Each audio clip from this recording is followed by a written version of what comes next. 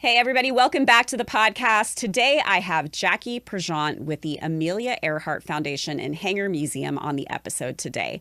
I was really excited to bring her on to get into the backstory of Amelia Earhart and her roots here in Kansas, and to talk about the museum that opened 3 years ago and the very, very cool experience that it provides to all ages, actually, whether you're a kid at heart or a younger generation looking to learn about Amelia and her story. And we get into some really fun details about her history here, the unsolved mystery, what the museum offers, and their annual festival that you can look forward to every July coming up this summer. So I hope you enjoy this episode as much as I did talking to Jacque, and let us know what you think in the comments.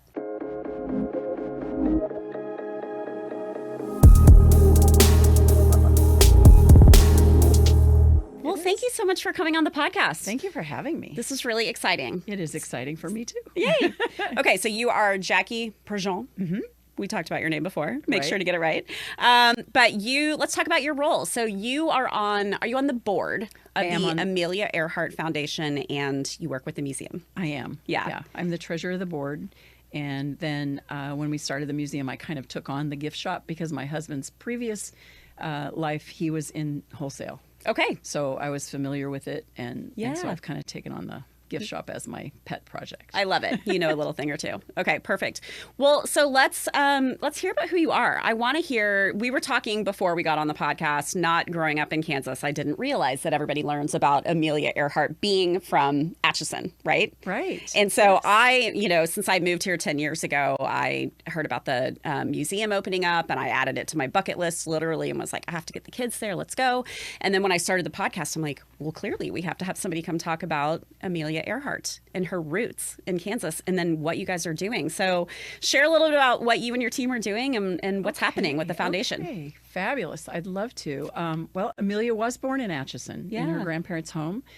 She spent a large part of the first 12 years of her life there with grandparents, and so always referred to it as her hometown. And if you don't know a lot of the Amelia story, I think a lot of people think that she was very wealthy. Her grandparents were well off, but as she grew up, her father was an alcoholic. There were a lot of family issues, and so they didn't have a lot of money. And so I've always felt like the reason she referred to Atchison as her hometown, because both sets of grandparents were in Atchison, is those were the really happy memories she had. Yeah. As she grew older, they moved a lot.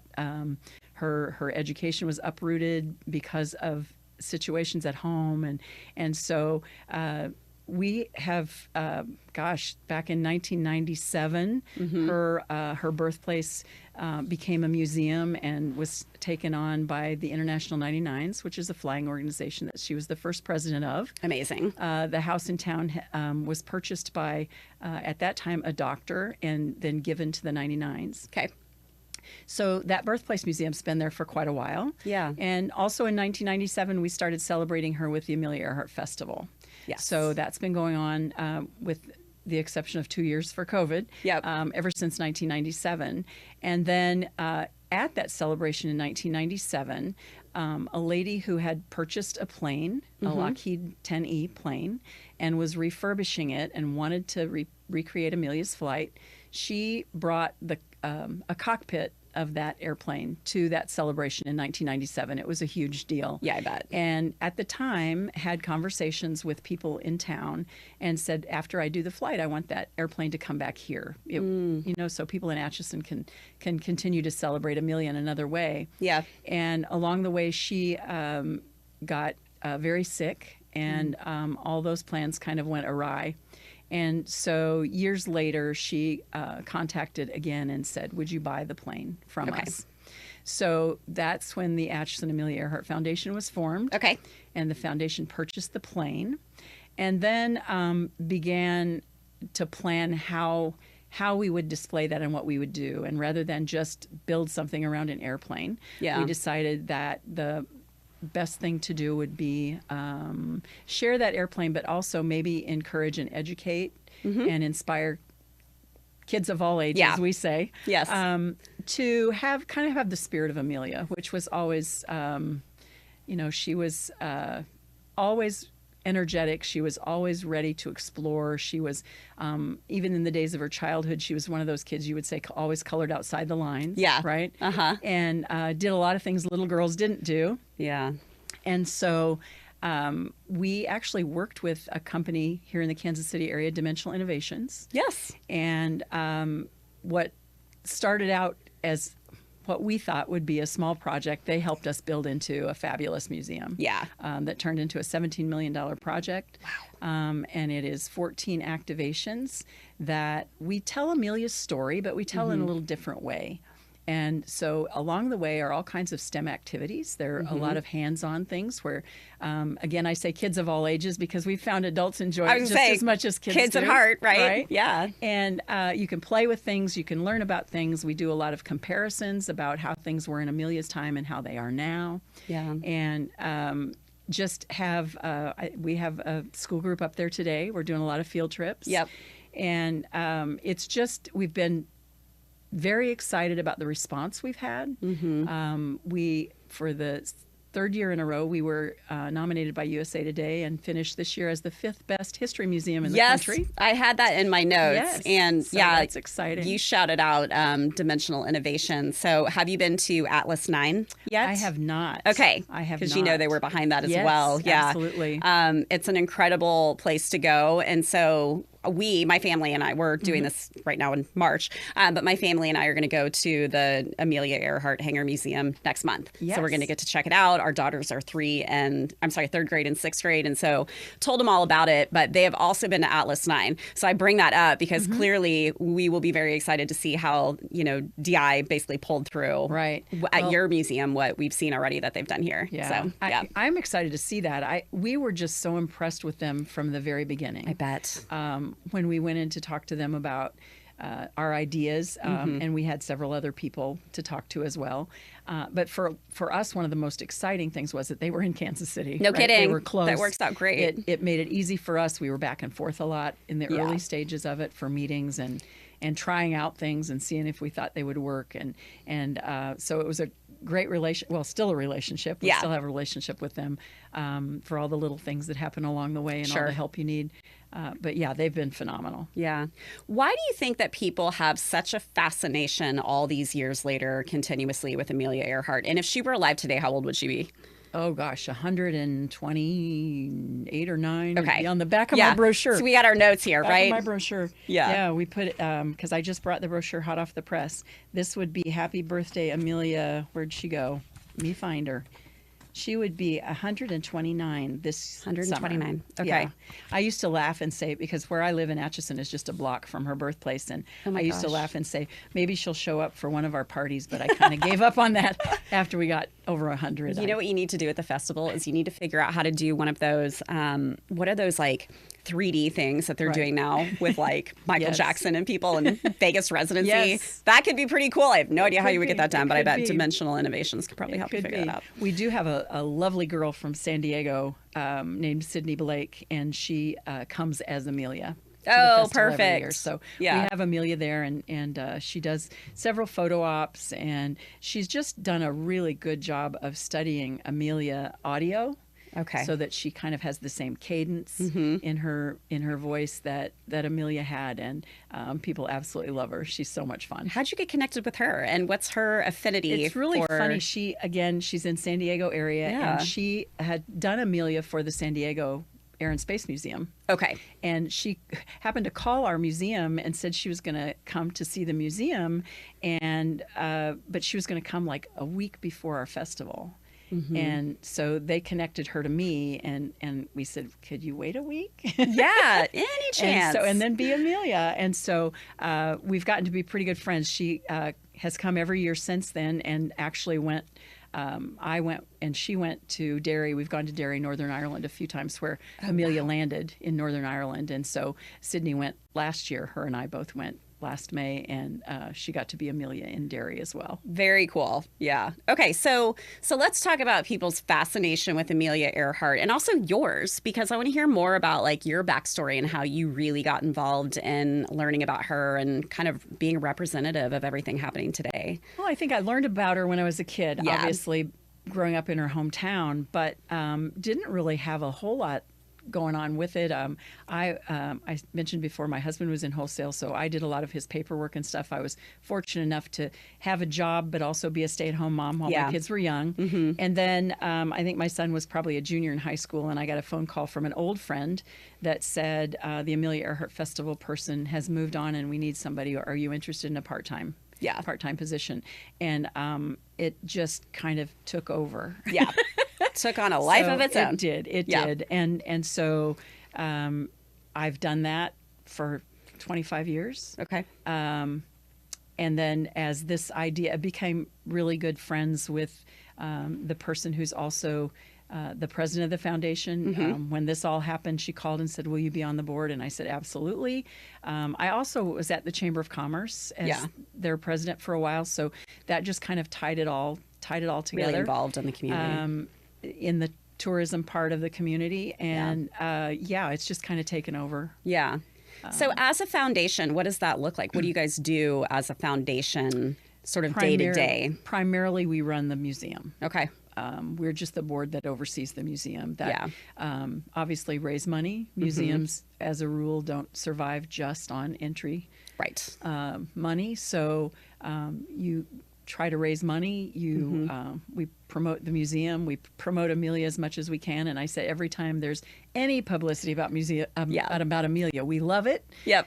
Because the phone rings. Yeah, I've got a few things in here I'll mention as well, which is fun to Google. It just gets people talking. It just gets people talking about her again, which is all good. No matter, whether you think literally keeping her spirit alive in so many different ways. Yeah, absolutely. And I just think she continues to be such an inspiration, especially to women, but it can be to anybody, but especially to young women, to that it's okay to think outside the box, right? It's okay to follow your dreams. She failed many times, and I think that's one thing we try to emphasize to kids that come through. It's okay to fail. Yeah.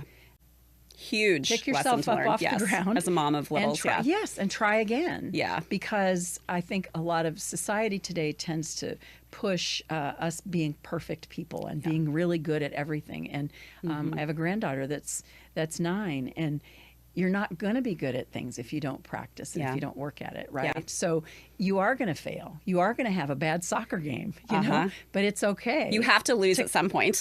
You have to fail, and something has to break at some point. Right. Yeah, and that's every time there is anything like that, somebody has to win and somebody has to lose. So you just have to know that it's okay to pick yourself up and go on and try again. And she certainly did many times. Yeah. And I think that to be...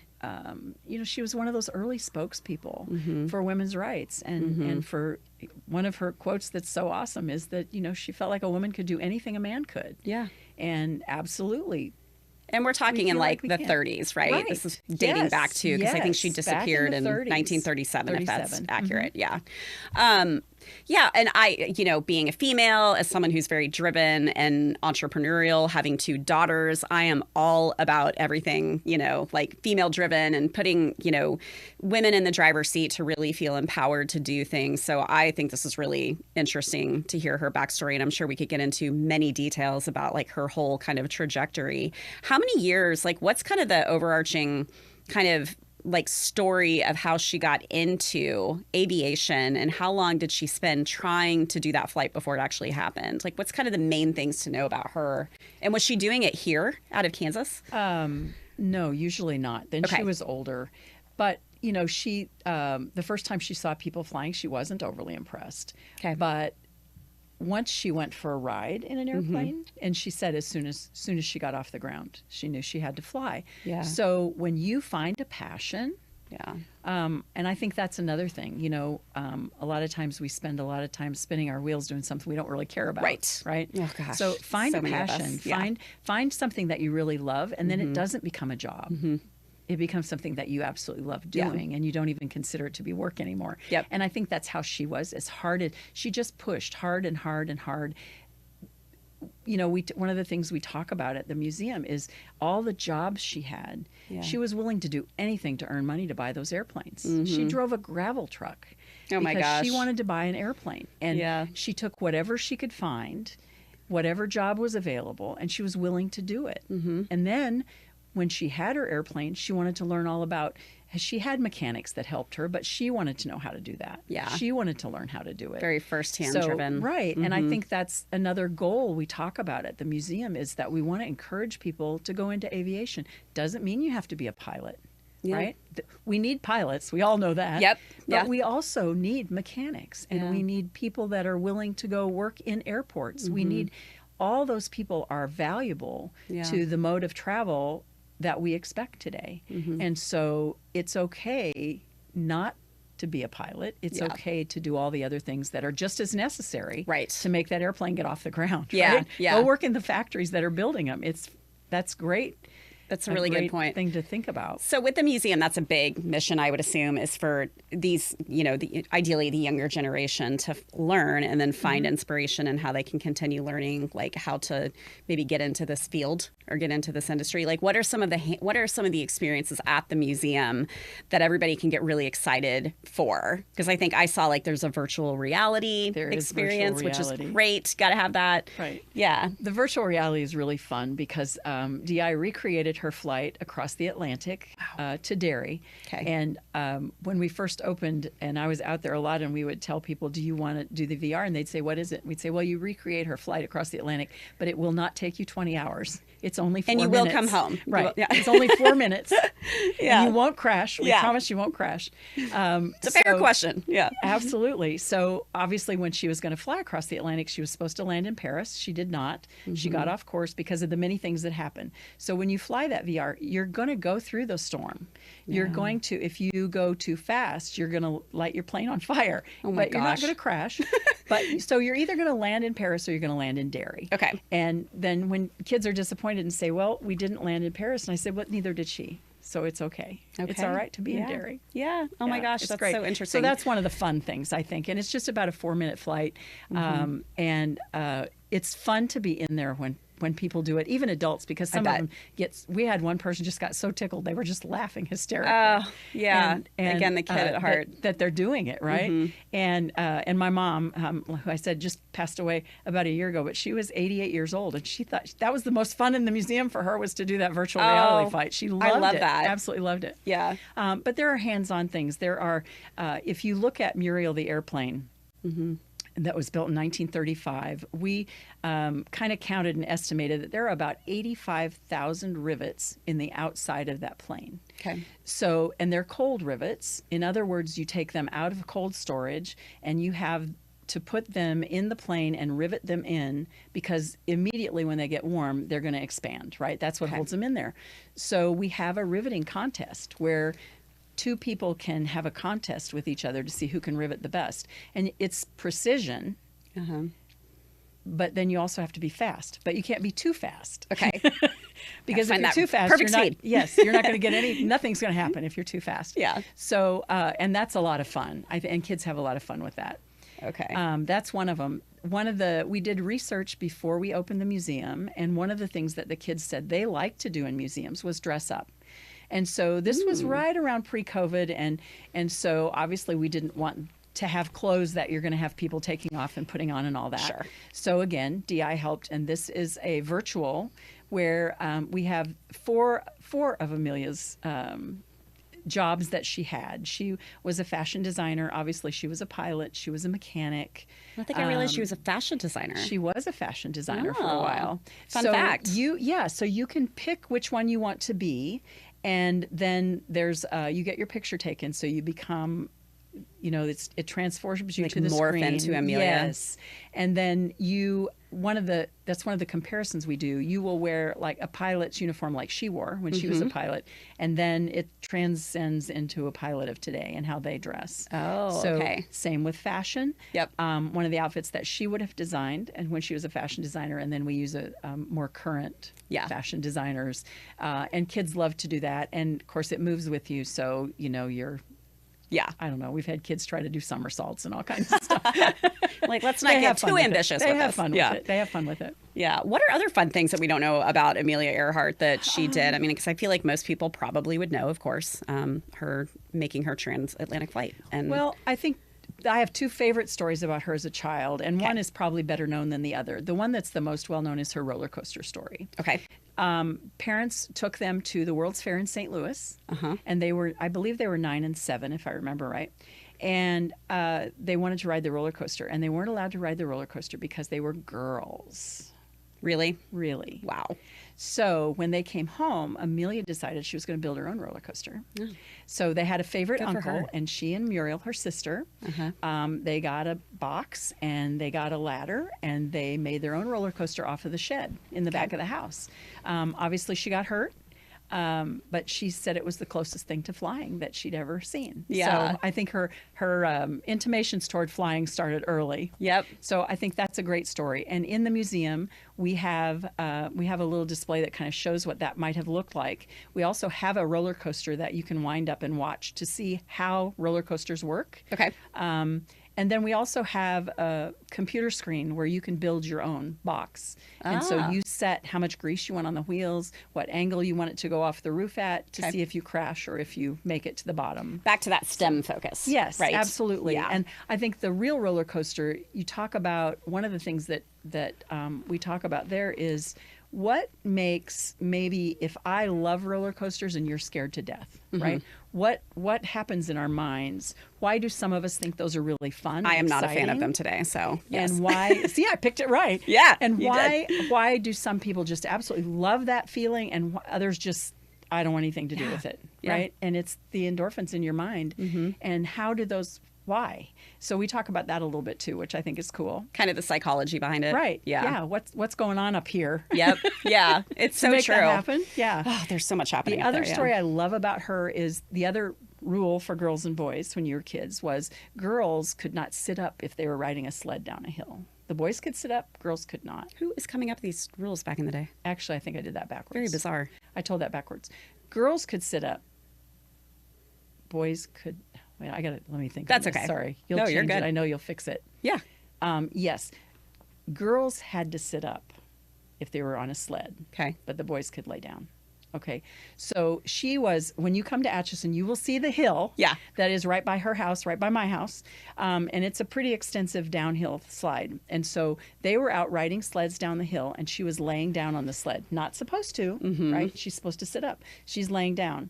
And there's a cross street that comes out, and a horse and carriage came out of that cross street.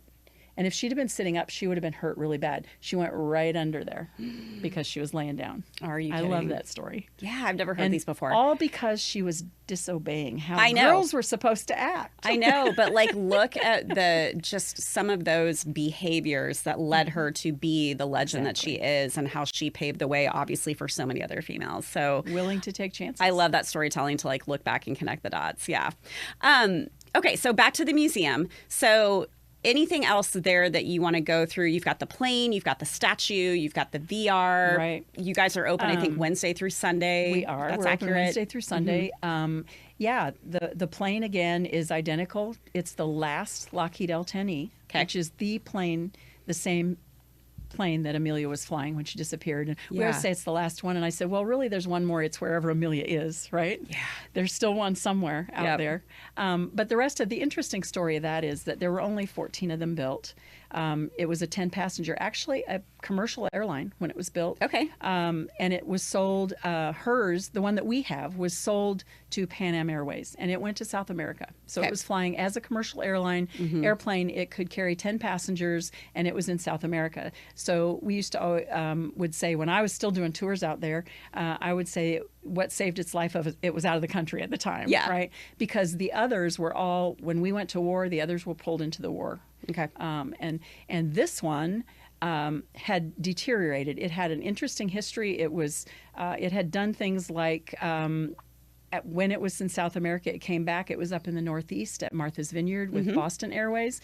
It was flying those little puddle jumpers out to Cape Cod and things like that. Yeah. Eventually, then it was sold to a parachuting company. Okay. We have people skydived out of the airplane that we have.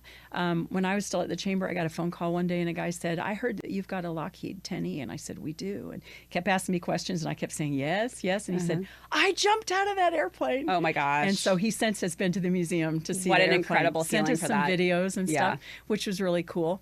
It was actually on the back lot at the Wheels and Wings Museum in Orlando, Florida. Okay. Museum was closing. Everything was up for auction.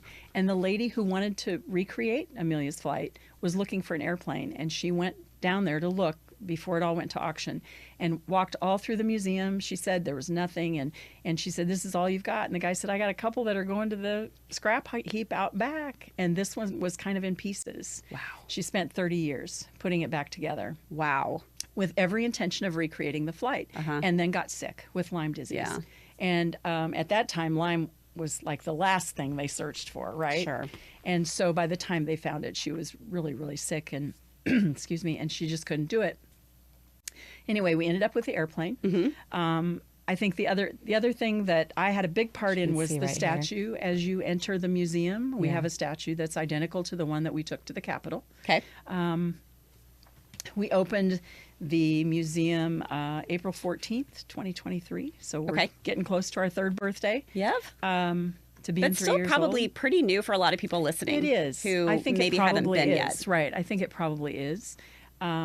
But yeah, the statue is beautiful. That was my project. I started with that when I was at the chamber, and then we finally got her done. That was a lot of hoops to jump through. But, Got her done. Got her done. Got her installed in the Capitol. Let's go back to that you guys just ranked 5th for the best history museum in USA Today's Reader's Choice Awards for 2026. Okay. That's amazing. How do you go about entering that? What does it mean to you guys? What's the criteria that they look at? Do you know?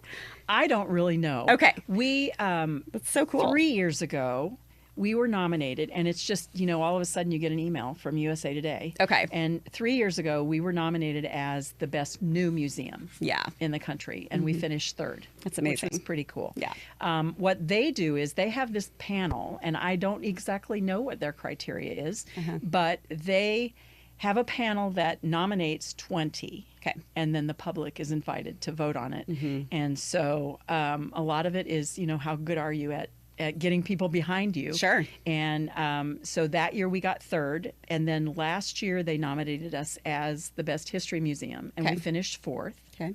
This year we finished 5th. I said, I think it's a little harder because it's so exciting the first time. Sure. And it's just harder to get people, because you can vote every day, and you can also vote on everything you have. Yeah. So you have an iPad, you have a computer, you have all your different IP. Yes, you have an iPhone. All of those you can vote for, but to get people to sit down and do that over and over, And then the festival 2 years ago was voted 3rd for the best place to watch fireworks, which is awesome because we are up against usually 4th of July fireworks. Oh my gosh! And we're the 3rd weekend in July. We're not a 4th of July fireworks. Yeah. But we do fireworks set to music, so it's always fun to see how they choreograph the music to the fireworks. And I want to get to the festival here in a second, but I had a couple other questions. I don't know if you're at the museum a lot, but what are some of the reactions you see from little kids that are coming in, or what are some of the fun stories that you see of the experience that people are having? And are they coming in? I'm sure they're coming in from out of town. Many of them. Absolutely. We have had already in less than 3 years, we've had people from all 50 states. Oh, great. We've had people from, I think they told me 21 countries. Oh my gosh. So it helps to have Benedictine College in town. Oh, fair. Because we get a lot of Benedictine parents and things when they come to events. But I think what's been the most encouraging is that people of all ages really enjoy it. Yeah. We knew from the beginning that people were going to be disappointed they couldn't get in the plane. Sure. So one of the things we did, one of the activations is a absolute replica of the cockpit that you can get in. And so we find the smallest kids love that the most because you can just go in there and push buttons, and if you push the right buttons, Amelia's going to talk to you. Yeah. And so that's been really fun to see. I think virtual reality kids absolutely love. Yeah. They'll come. Can we go do that again? Can we go do that again? We love virtual reality. Anything they've done such an amazing job creating this. And it's just our biggest excitement has been that all ages really find something they really like and want to do. Yeah. We have a balcony portion where the constellations are in view because that's how Fred Noonan was reading the stars. That's, that was part Who was of with her on the plane. Yes, that was her navigator, and that was part of what he was doing, was navigating the stars. So we have the constellations that you can light them up and see where they are in the sky, and kind of learn about those as well. Who was he to her? Just kind of like he was a navigator. Yeah. Okay. Purported to be one of the better ones at the time. And they seemed to work well together. So, and do I have the story right that they found him? No, they didn't find him either. No. Okay, got it. Well, there have been all kinds of things. I know. I was doing my homework, and I'm like, what are the things that I'm going to write down to talk about, to bring up, of all the conspiracy theories and the whole mystery that people are so fascinated with? Because we live in the world of sleuths. Absolutely. Looking up all the things they can find out. Well, and I think the thing with him might be the History Channel did a program, and part of the basis of that was this picture that they had that they were just sure was them on an island after, like, that they'd photo. been rescued, right? And the funniest part was they didn't do enough homework, because not too long after the show was on TV, in fact, it was just within days, there came forth someone who showed a book, and that photo was from a book from 2 years before they even did the flight. So it wasn't them. If you look at the picture, you could say, well, I suppose it could be them. Yeah. But obviously it wasn't. And so somebody didn't do quite enough homework. Yep. Didn't clear that one up too much. Right. What are some of the craziest theories that are out there that you guys have heard of what happened to them? That she was on an island and eaten by crabs. There are giant crabs, though, and we have pictures of them. I mean, they're huge. Oh, you do? Yeah. Okay, so that could be a viable option. It's not completely, I guess, out there. It's not one of mine, but it's okay. Yeah. So, and that's one thing we do, too. The very last thing in the museum, if you go through it the way that we have it mapped out, the very last thing is that you can vote. What do you think happened? Ooh. And we have the top, I think there are 7 different things. And then we have, here's why that could be true. Here's why it could not be true. How many options are there? I think, well, there's probably more than that. Yeah. But I believe we have 7 up there. And then you can vote on what you think really happened. Is there an obvious one people vote for of what they believe happened? She crashed and went in the water, right? Yeah. The most simplistic version of it. She just went down. Yeah. So. Oh my gosh, I love it. Yeah. Okay. So what was I looking up? I saw, what were some of the conspiracies that I saw out there? I saw the crab one. I saw that she was captured by Japan. That she was a Japanese spy. Japanese spy. Right. Yeah. So that was really fun to check out. Okay. So let's talk about the festival. So the annual festival is every July for 2 days. So that's coming up. Yes, it is the 3rd full weekend in July. So this year it'll be the 17th and the 18th. Okay. It's a Friday and a Saturday. We do a lot of fun stuff, We always have a concert on Friday night. That's down on the riverfront. And this year the headliner is going to be Black Hawk, and we'll have Lori Morgan. And then we have a young girl from St. Joe that will open for us. And so that's a ticketed event. Okay. On Saturday, the only other ticketed event that we have is on Saturday. And in my mind, this is the heart and soul of the festival. I always say we do a lot of fun stuff. Yeah. But the heart and soul of the festival is we do a speaker symposium. Okay. And we give a Pioneering Achievement Award to a person every year that we think exemplifies the spirit of Amelia Earhart. Okay. And we've had some fabulous people. What are some from all different examples? walks of life, right? It's not always about space and air and all that. We have done people like Mae Jemison, who was an astronaut. I think she was the first Black astronaut. We've done Eileen Collins, who was also an astronaut. But we've also done people like Tori McClure, who was the first woman to row across the Atlantic Ocean by herself. We did a woman jockey, who was the most female woman jockey in horse racing. So always female? Yes, always female. Okay. And we did Lynette Woodard, who KU basketball scored more points. I think that might have been broken recently, but scored more points than anybody else in women's basketball. So we did a few years ago, we did a young lady named Mandy Horvath who was date raped and lost both her legs. Oh my gosh. And how she came back from that and is thriving today. Yeah. So it's just all kinds of different things. This year I'm excited because we have a lady named Dr. Dolia DeMello. Okay. She is an astronomer. Who has discovered, and I have to look that one up because I'm not an astronomer. Sure. But she's a lovely lady who's done just tremendous work in that field. And she, she is an extragalactic astrophysicist. Wholly impressive. Yes. Couldn't even tell you what that means. Either. That's great. But it's very impressive. But she is credited for the discovery of a supernova, which is a stellar nursery outside the galaxy. And so I'm excited to honor her too. And I think anybody who's interested in space and that she'll be really interesting to talk to. She was actually at Atchison a few years ago when we were one of the spots with the complete... lost my words. That's okay. It'll come to you. The, oh my God. When the sun and the moon. The eclipse? Thank you. Okay, so you can... She was in Atchison a few years ago for the total eclipse. Yes, okay. And I visited with her then, and then she just popped into my head, and I got back with her this year and said, we'd love to honor you. So is it the board, your board, who chooses, identifies who is going to be the speaker? Yes. Yeah. So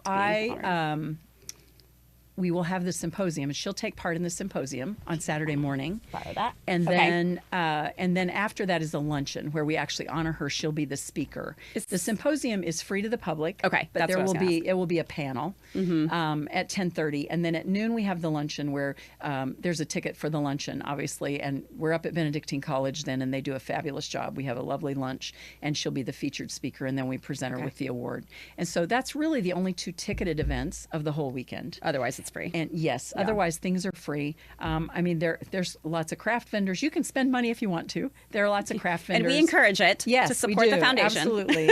And we also have wonderful food vendors. Then Saturday night, obviously, it's also free. It's on the riverfront. Again, we have food vendors and all kinds of fun things to do, but we do an air show. Yes, I'm looking at this, the aerobatic performances and then we have concert in the sky. What we call the concert in the sky, because it is fireworks set to music. That's incredible. So yeah, it's pretty cool. And again, all day Saturday there's music. There's a children's block of entertainment, so it's all geared toward kids. Okay. That is lots of fun and games, and most of them are free. There's some pony rides that are charged and a couple of things, but most of it's free. So it's what we try to be is just a really good weekend for entire families to come and have fun. Yeah, right. Very family friendly. Something for everybody. Yeah. And so we all pray for good July weather. Yes, yes. In the middle of Kansas, you never know. Weather can get in our way sometimes, but other than getting hot, we've been pretty fortunate. And, and it's just a lot of fun. It's the birthplace obviously is open. The museum is open. And so the birthplace is what? Her grandparents' home? That is and her you can grandparents' tour home. it? Yes, okay. you can. And it is open. Information for that too is on the flyer, and it will be the chamber. If you go to the Visit Atchison website, then we have our own little thing at the top of the page where you can just click on Amelia Earhart, and then it tells all about the birthplace, both museums. Yeah. It'll tell all about everything, Amelia. So do you guys get a lot of like international interest? I mean, you mentioned that you've had 21 countries, people represented. Actually, we do. And it's interesting because a few years ago, the ladies in Derry were the first one. They actually contacted us. Okay. And so we've actually gotten to be good friends. We have 4 of them coming to our event again this year. Okay. And because of that partnership, now we've started reaching out to some of those other cities, like in Newfoundland, where she left when on her flight. In Wales, they're 2 years away from their big celebration. So we're now we all do Zoom calls where we all can kind of help each other, right? Yeah, that's incredible. And talk about different activities that we could do, ways that we can coordinate with each other, or just be moral support, right? Sure. Because anything like this, like the festival, it's a lot of fundraising. To keep it all free, it takes fundraising. And so that's what they're all trying to do as well, is they want to have events and they want as much free as possible for people. So it's convincing people that your story is important enough that they could help you support it. Yeah, yeah. Right? And are there other maybe cities around the country that do other things to honor her, or is it really just you guys? Obviously, you guys have the most impressive destination. There's not. I mean, there dedicated to her, are designations at other places. For instance, we have a lovely lady that is. She's now on the board at the museum, but she is going to do also an event out at our museum on Friday morning. Okay.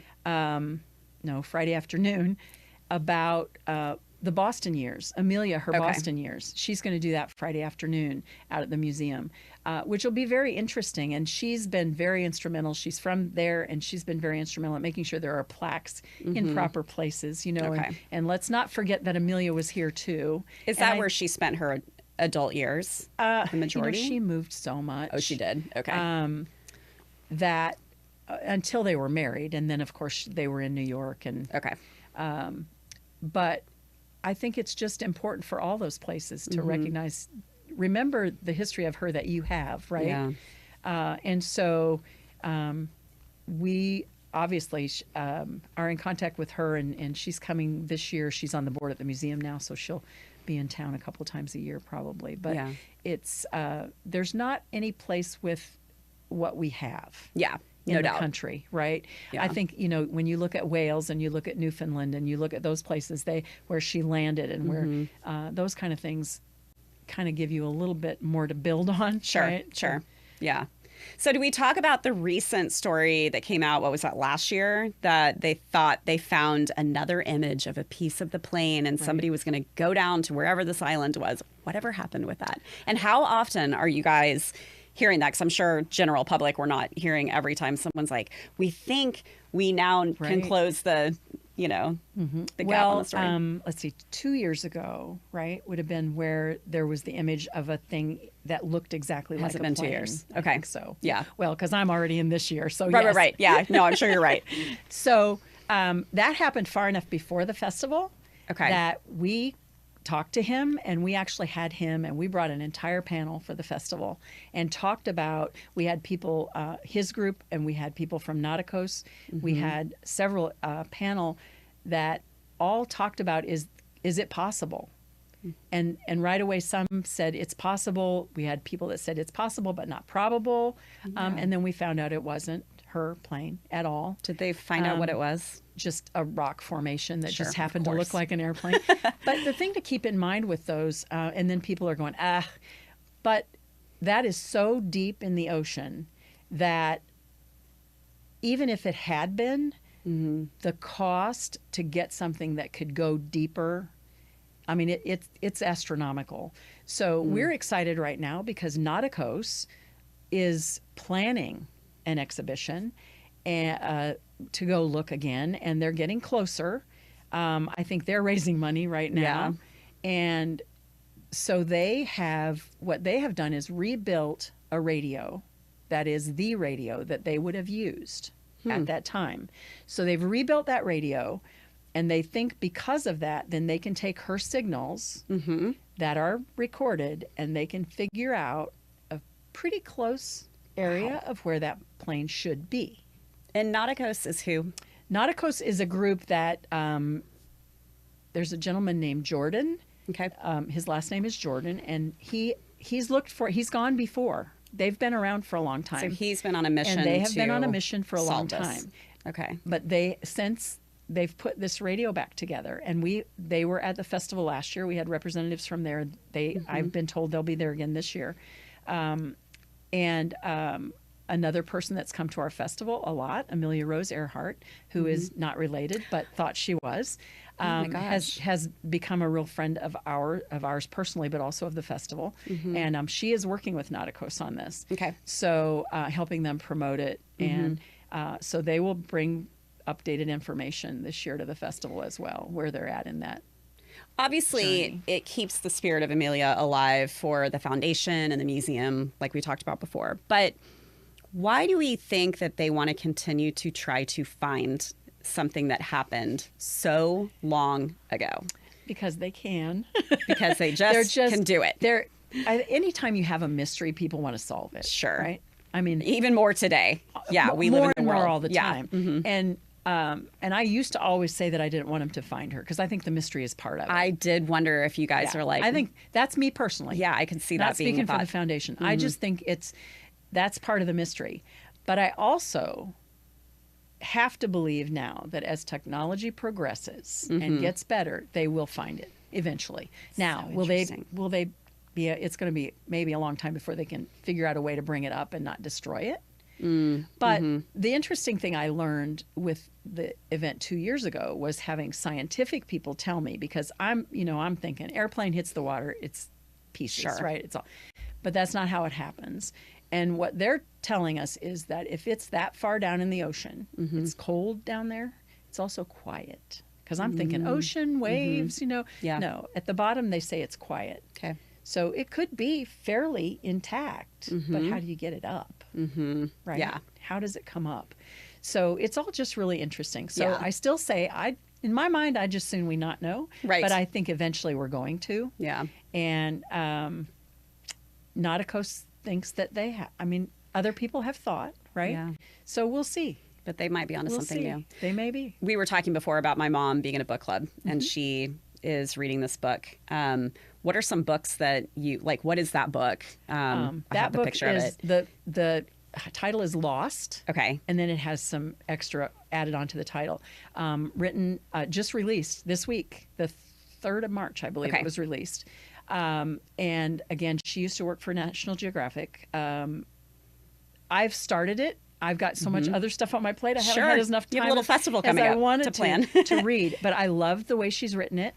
What is the premise of that? She talks about Amelia's life, but then she intercedes all these different ideas of what happened to her, theories, right? And she talks about them, and in what I've read so far, then kind of goes through the steps of proving and or disproving. So it's nonfiction.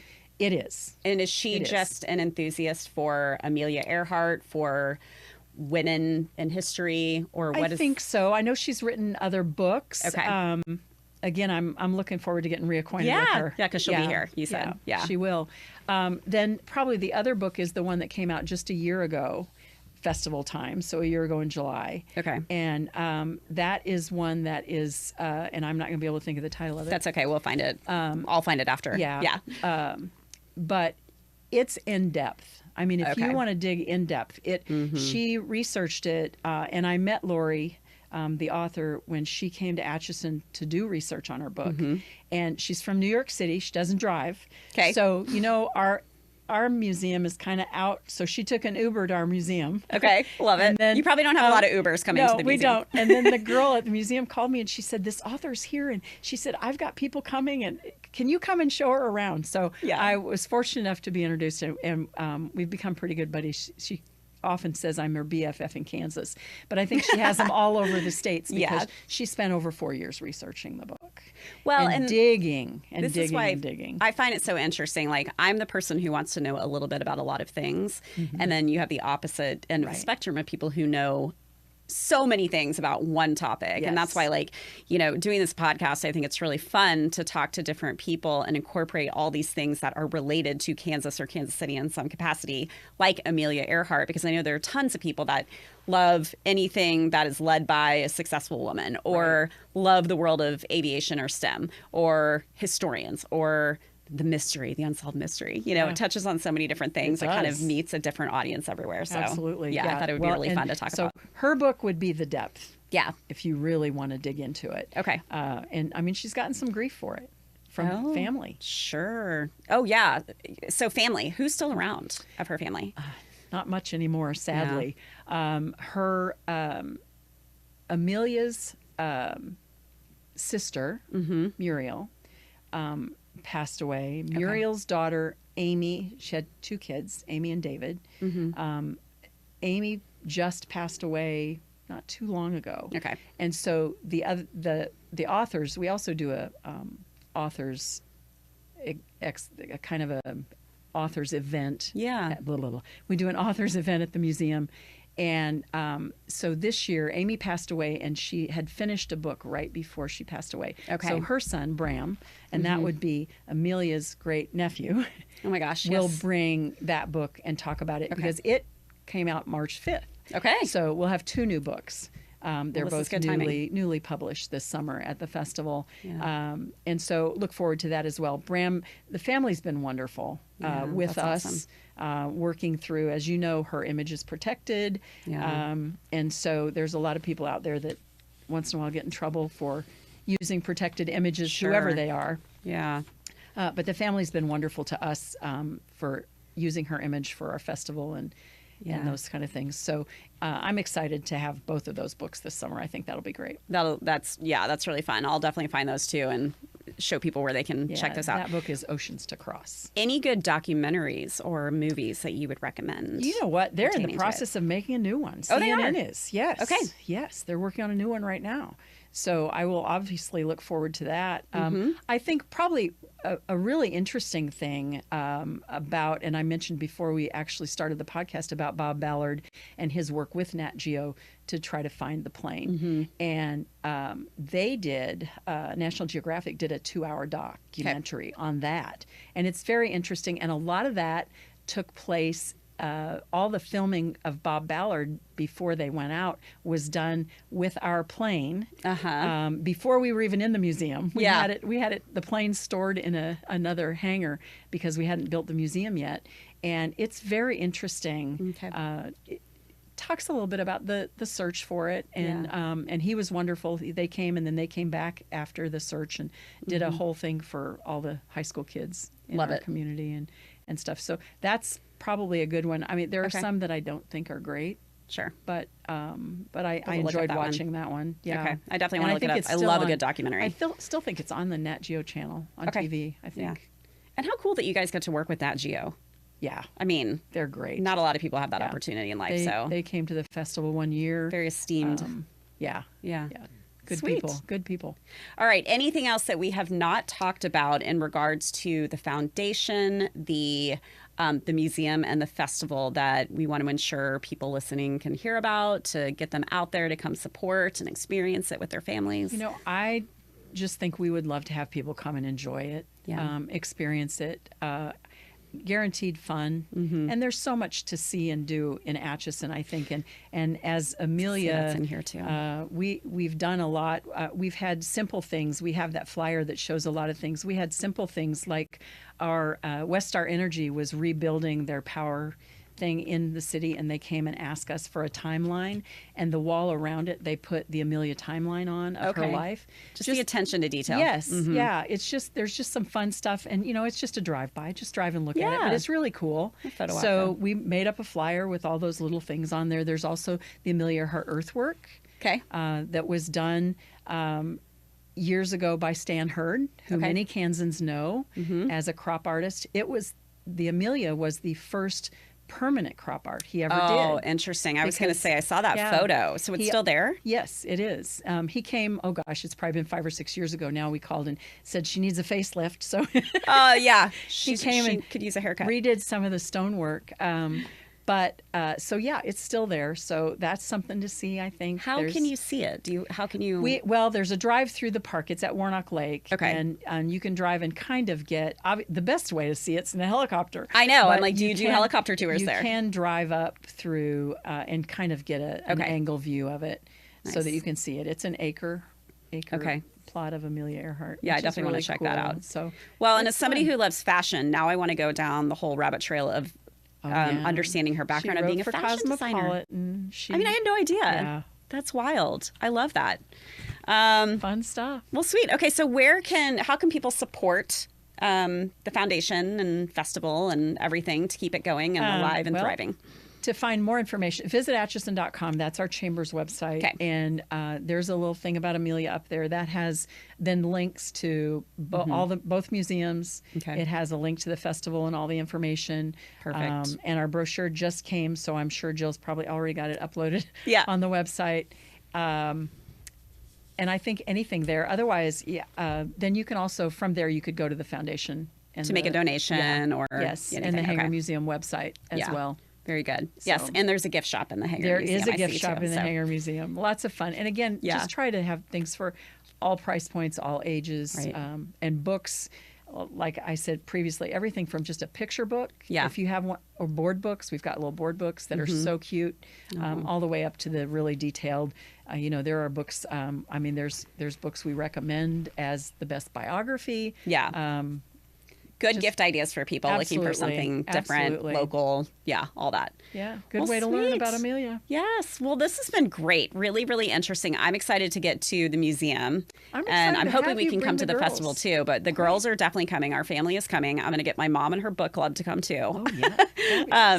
Yeah, but I'm excited to check it out and see it. And, it's really funny and sad. I didn't realize how close it is to Kansas City. I was thinking it's like, probably a 3-hour drive. No, what is it? It's close. 45 minutes from KC or something. We're 35, 40 minutes from KCI. Yeah, that's perfect. It's great. Yeah, super convenient for all of us that are around this area. So, well, thank you so much for coming in. Oh, thanks for having me. It's so appreciate your time. And you've got your pin on, I think, too, right? We do a button every year. Sell them for $2, and that money goes towards the fireworks display. Perfect. Yes, which we're definitely going to have to check that out. Hopefully you guys have a good videographer or somebody who's capturing that. Awesome. Well, thanks so much. It was great chatting with you. Thank you. Appreciate your time. Yeah. Thank you so much for tuning in and finding inspiration in these incredible stories. If you love what you hear, be sure to subscribe so you never miss an episode, leave a rating, and share the show to help these Kansas City voices reach even more listeners.